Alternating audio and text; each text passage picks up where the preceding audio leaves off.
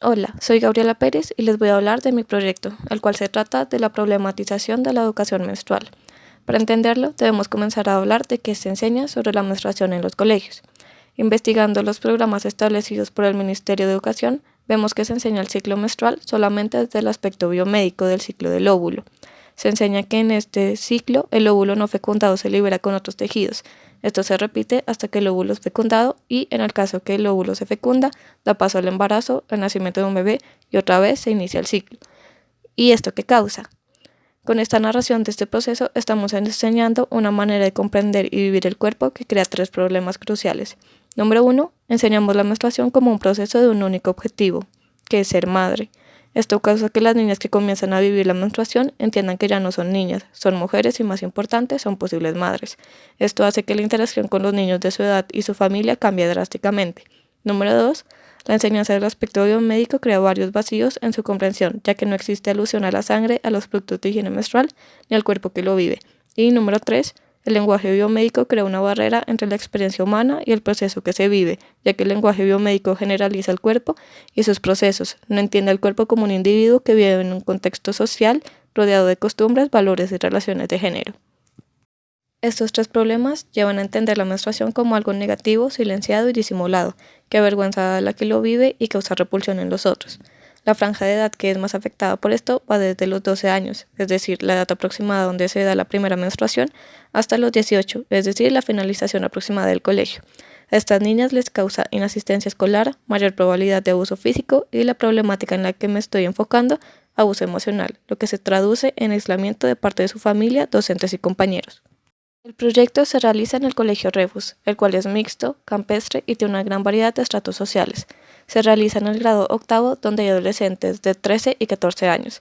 Este grado se eligió ya que en este se enseña sobre la menstruación, es decir, que también se trabajará con los docentes de biología. Entendiendo la problemática, analizamos los actores que están presentes en nuestro espacio de trabajo a través de un mapa de actores. Nuestro actor central es la niña que está comenzando a vivir la menstruación. Tenemos a su familia, es decir, madre, padre, hermano, primo, hermana o prima.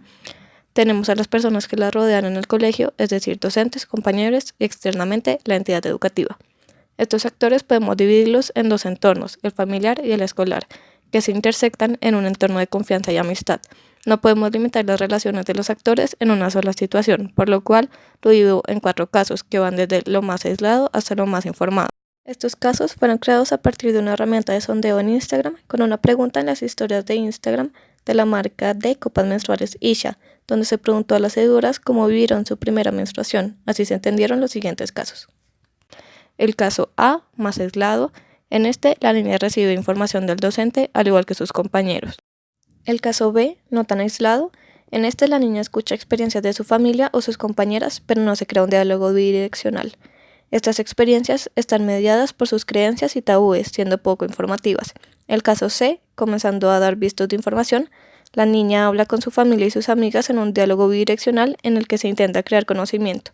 En estos 3 casos, la niña recibe información del docente unilateralmente, pero en la situación deseada, el caso D, existe un diálogo bidireccional entre los alumnos y el docente. Esto lleva a que se creen diálogos constructivos entre sus compañeros y su familia, permeando las relaciones en todo su entorno. Lo cual, la situación a transformar se enfoca en las interacciones entre el docente y los alumnos. Esto me lleva a la pregunta investigativa.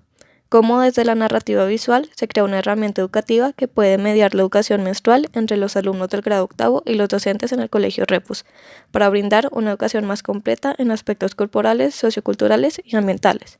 Lo que me lleva al objetivo general, que es mediar la educación menstrual entre los alumnos del grado octavo y los docentes en el Colegio Refus, por medio de la creación de una herramienta educativa desde la narración visual para brindar una educación menstrual más allá del aspecto biomédico.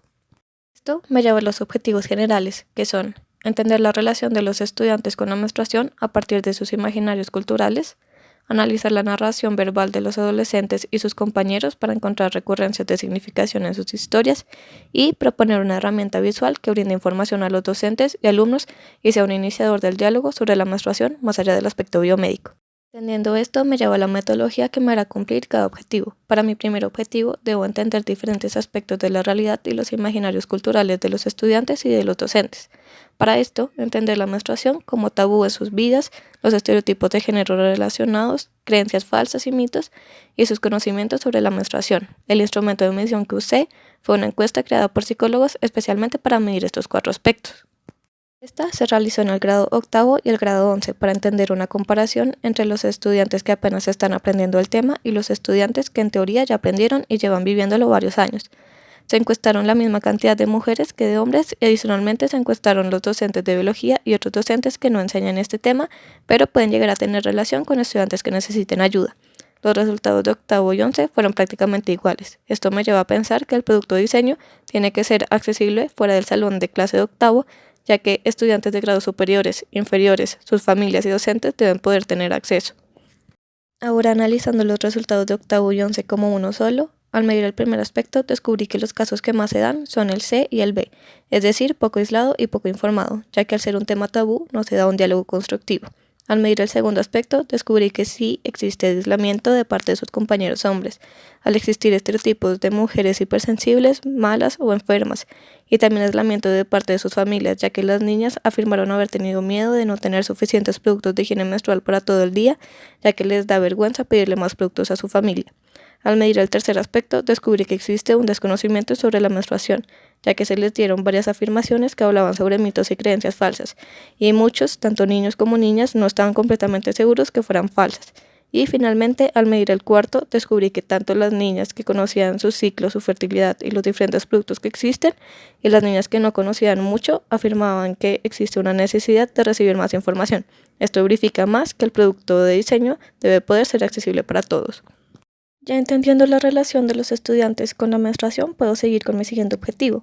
En este objetivo se debe recopilar historias y anécdotas de los estudiantes para analizarlas y encontrar recurrencias de significación, y estas usarlas para la creación de una nueva narración, con la información veraz y necesaria, reafirmando la información que ya tienen y llenando los vacíos existentes. Debo entender qué es lo que quiero recolectar. Para esto me guiaré del concepto transversal de mi proyecto, el cual surge entendiendo el proyecto desde 3 palabras claves. La representación, entendiéndola como la representación de las niñas que comienzan a vivir la menstruación. La educación, entendiéndolo como la fuente de conocimiento veraz.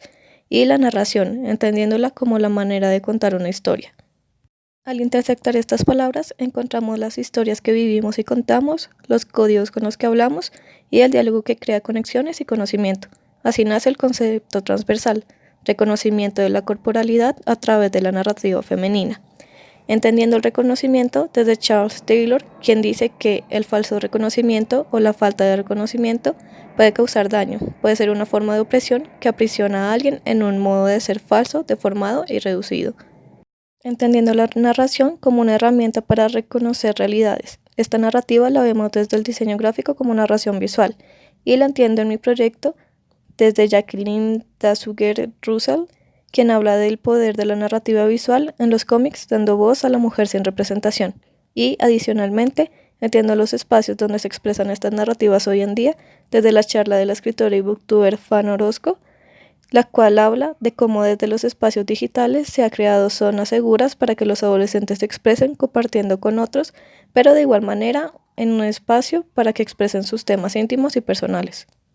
A partir de estos 3 autores, veo que mi producto de diseño, el cual debe ser accesible más allá del salón de clase, un iniciador de diálogos constructivos y un producto que exprese una nueva narrativa de la menstruación, llego a la conclusión que el producto debe ser un cómic que nazca en lo digital, permitiendo mayor accesibilidad y se vea reflejado análogamente desde la creación de códigos que puedan ser usados para la facilitación del diálogo sobre la menstruación.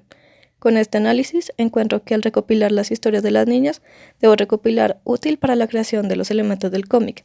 Para entender estos elementos me baso en Scott McCloud, el escritor de Cómo se hace un cómic, el arte invisible. Y así continuar con la recopilación de historias y construcción de mi proyecto. Gracias por escuchar.